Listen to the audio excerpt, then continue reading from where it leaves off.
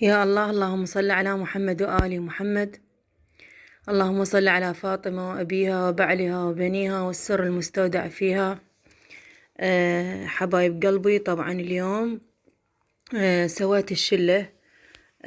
عظم الله لكم الأجر باستشهاد مولاتي فاطمة الزهراء. طبعا سويت الشلة وحبيت أصورها لكم وأنزلها، لأن هي طريقتها كل سهلة حبايب. بس أشوف هواي بنات على الفيس يسألون على الطريقة، وما أعرف. أكو ناس تعطي عدة طرق، ما أعرف، كل واحد وطريقته. بس احنا بالنسبة لنا هاي طريقتنا. قبل ما نبدأ الفيديو أتمنى تخلون اللايك، واللي ما مشترك بالقناة يشترك فضلا وليس أمرا. حبايب، هنا عندي كيلو ونص من الماش. طبعا لقطته وغسلته غسل كل الزين، لأن تعرفون دائما أو الأغلب يجي بيه طين، فغسلته لحد ما صار المي مالته أبيض مثل ما تشوفون. طبعا أكو ناس تنقعه، أنا الصراحة ما نقعته. بكيفكم طبعا، تقدرون تنقعوه ماكو مشكلة، بس هو يستوي بسرعة يعني ماكو داعي. هنا خليته على النار، وأول ما بدأ يفور وخرت هاي الطبقة اللي تصير بأغلب البقوليات. ما أعرف، أكو ناس يسموها زفرة، أكو ناس يسموها يعني إلها عدة مسميات. طبعا ضروري هاي الشيلوها حبايب، لأنه الصراحة تغير كل الطعم. طبعا هنا انطفت الكهرباء، اعذروني، بس هسه راح تشوفون.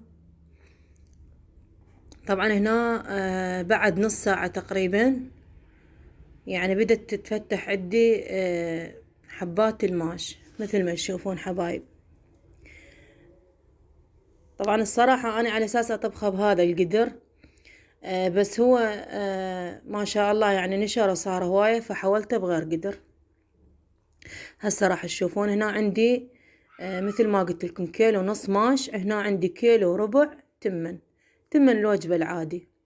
طبعا تقدرون تخلون كيلو ونص بكيلو ونص، بس إذا صار الماش أكثر من التمن تصير الشلة أطيب. هنا مثل ما تشوفون أنا فرغت التمن بقدر أكبر، والماش استوى. يلا ضفته على التمن. طبعا ضروري يستوي الماش، يلا تضيفون التمن.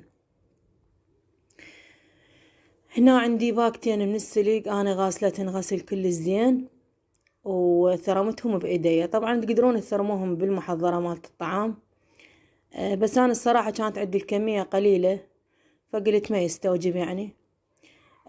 هو أول وتالي راح ينمرد بالطبخ، تقدرون تسووا بإيديكم أو بمحضرة الطعام، ماكو مشكلة.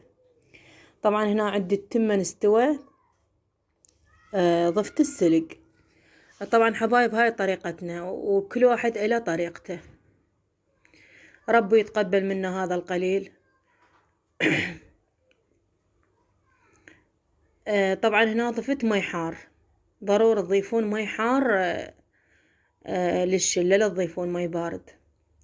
وراح انتظر لحد ما يستوي السلق ويتغير لونه.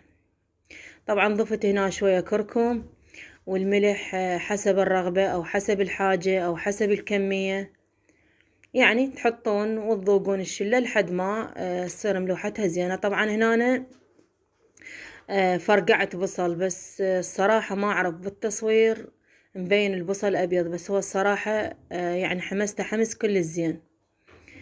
وهنا بعد ما طفيتها وضفت الفرقاعة.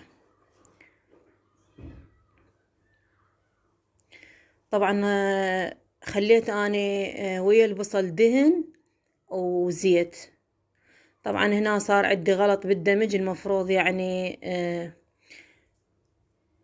يعني هنا من حمست البصل وهناك من درته صار بس هي الفكرة مبينة، يعني حمست البصل ودرته على الشلة. وطبعا هنا صبيت، والصراحة كانت كلش طيبة، خصوصا من بردت. سهمكم العافية، وربي يتقبل منا ومنكم.